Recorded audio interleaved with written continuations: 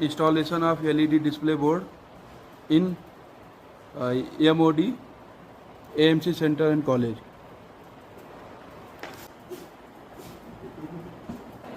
ये रहा डिस्प्ले, ये पूरा हमने काम किया है। बाद में ये इंजीनियर साहब ने लगाया है ऊपर से प्ले। ये बॉर्डर सब हमने बनाया है,